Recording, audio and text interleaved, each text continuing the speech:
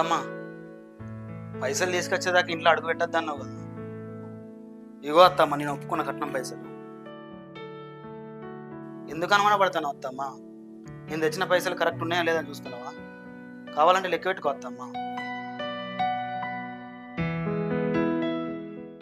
తెచ్చుడు వెనక ముందు కావచ్చు అత్తమ్మ, ఇచ్చిన మాత్రం కరెక్టే ఇచ్చిన.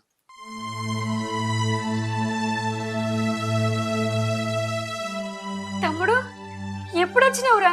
అక్క ఇప్పుడే వచ్చింది. కట్నం పైసలు ఇచ్చేదాకా నేను దోలా అన్నది కదా అక్క. ఆ కట్నం పైసలు ఇచ్చిన దాక్క మన ఇంటికి పోదాం. ఏంది కట్నం పైసలు తీసుకొచ్చినావా? గన్ని పైసలు ఎక్కడేరా? అప్పు తీసుకొచ్చింది. అప్పు చేసినావా? ఇప్పటికే అమ్మ ఆరోగ్యం మంచిగా లేక ఆడ ఈడ పైసలు తెచ్చుకుంటా అప్పుల పాలై ఉన్నావు. మళ్ళీ ఈ పైసలు ఎందుకు తెచ్చినవురా? ఇవన్నీ ఎట్లా కడతావురా తమ్ముడు? నా తల తాకట్టు పెట్టైనా సరే నేను కట్టుకుంటా. అవగారిల్లు ఉండి కూడా ఎవరు లేనట్టు ఇక్కడ నువ్వు ఉంటే నాకు మంచిగా అనిపించలేదే, అందుకే ఈ పని చేసిన.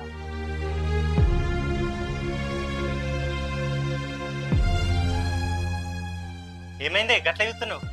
నా బామ్మరిది పైసలు తెచ్చిండు కదా, చూసుకో లెక్క పెట్టుకో కరెక్ట్ ఉన్నాయో లేవు. ఏంద్రా గట్ల మాట్లాడతాను? ఇంకెట్లా నన్నే? నా భార్య కట్నం పైసలు లేదని, పిల్లలు అయితే లేరని, వాళ్ళు వీళ్ళు ఏదో అన్నారని రోజు ఏదో ఒకటి అంటే కదనే, దాన్ని మాటలతో బాధ పెడితే కదనే.